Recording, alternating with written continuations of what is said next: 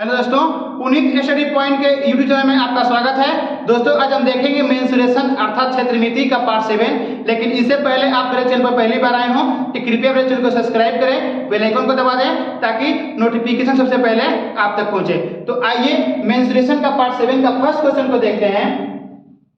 किसी समचतुर्भुज का विकर्ण 24 सेंटीमीटर और 10 सेंटीमीटर है तो इसका परिमाप बताएं। ठीक है, सबसे पहले क्या करेंगे कि हम समचतुर्भुज के बारे में कुछ बेसिक बातें हैं उसको जानेंगे। ठीक है, तो मानते हैं कि ए बी सी डी एक क्या है तो समचतुर्भुज है। ए बी सी डी क्या है, एक समचतुर्भुज है। तो समचतुर्भुज की चारों भुजाएं बराबर होती है। समचतुर्भुज की चारों भुजाएं बराबर होती है। समचतुर्भुज के दो विकर्ण होते हैं जो एक दूसरे को लंब समद्विभाजित करते हैं। ठीक है, एक बार फिर सुने, समचतुर्भुज के दो विकर्ण होते हैं। ठीक है, ये हो गया विकर्ण एडी और बीसी। एडी और बीसी क्या है, विकर्ण है। और ये विकर्ण जो है एक दूसरे को लंब समद्विभाजित करते हैं अर्थात 90 डिग्री के एंगल पर काटते हैं। ये दूरी, ये दूरी, ये दूरी और ये दूरी बराबर होता है। पुनः एक बार फिर सुने, समचतुर्भुज के जो दो विकर्ण होते हैं एक दूसरे को लंब समद्विभाजित करते हैं। लंब का मतलब होता है कि 90 डिग्री का एंगल बनाते हैं और ये दूरी होता है ना, ये एक दूसरे के बराबर होता है। ये दूरी एक दूसरे के बराबर होता है। तो बोल रहे हैं कि विकर्ण, हाँ पहले देख लेते हैं इसका क्षेत्रफल। ठीक है, समचतुर्भुज का क्षेत्रफल क्या होता है, 1/2 d1 इंटू d2। समचतुर्भुज का क्षेत्रफल क्या होता है, 1/2 d1 इंटू d2।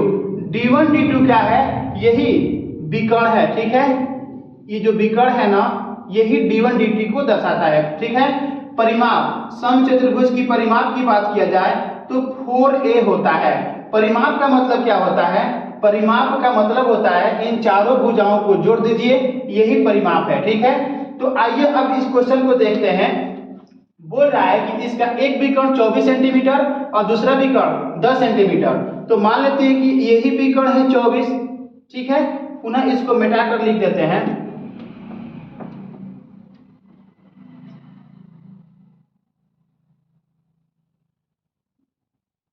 एबीसीडी क्या है, एक्स समचतुर्भुज है। ये विकर्ण यहाँ मिला और ये विकर्ण यहाँ। हम आपसे बता चुके हैं कि एक दूसरे के 90 डिग्री पर काटते हैं और ये दूरी, ये दूरी और ये दूरी, ये दूरी बराबर होते हैं। तो ये पूरा कितना दिया है, ये पूरा 24। तो बराबर भाग में जब कटेगा तो ये 12, ये 12, पुनः ये दूरी दिया है कितना, 10। तो बराबर दो भागों में कटेगा तो ये 5 हो जाएगा और ये 5 हो जाएगा। ठीक है, तो यहाँ पर 90 डिग्री का एंगल जब बन रहा है तो यहाँ पर पाइथागोरस थ्योरम लग रहा है। ठीक है, या बोल सकते हैं कि ट्रिपलेट बन रहा है। ठीक है, तो ट्रिपलेट कितने का बन रहा है, ट्रिपलेट बनता है पाइथागोरस थ्योरम अर्थात समकोण त्रिभुज में। यहाँ पर 90 डिग्री का एंगल बन गया तो ये समकोण हो गया। तो यहाँ पर क्या लग जाएगा, पाइथागोरस थ्योरम अर्थात ट्रिपलेट का यूज कर देंगे। तो 5 12, 5 12 और इसका एक ट्रिपलेट होता है 13 का साथ। ठीक है, क्या होता है ट्रिपलेट, 5 12 13, 5 12 13 का एक बहुत ही अच्छा ट्रिपलेट होता है। तो देखिए हम आपसे बता चुके हैं कि समचतुर्भुज का जो भुजा होता है ना एक दूसरे के बराबर होता है। ठीक है, ये क्या है, ये एक दूसरे के बराबर है। समचतुर्भुज की भुजाएं एक दूसरे के बराबर होती है। तो यहाँ पर भुजा कितना पता लग गया, 13। अब बोल रहा है कि परिमाप बताएं, तो परिमाप क्या होता है, 4a। तो 4 है तो 4 और a कितना है, 13। तो 13 चौका 52, क्या है सेंटीमीटर में, तो 52 सेंटीमीटर परिमाप मेरा क्या हो जाएगा, आंसर। ये भुजा जब 13 है तो ये भी 13 हो जाएगा, ये भी 13 का हो जाएगा और ये भी 13 का हो जाएगा। हम जानते हैं कि समचतुर्भुज की भुजाएं चारों बराबर होती है।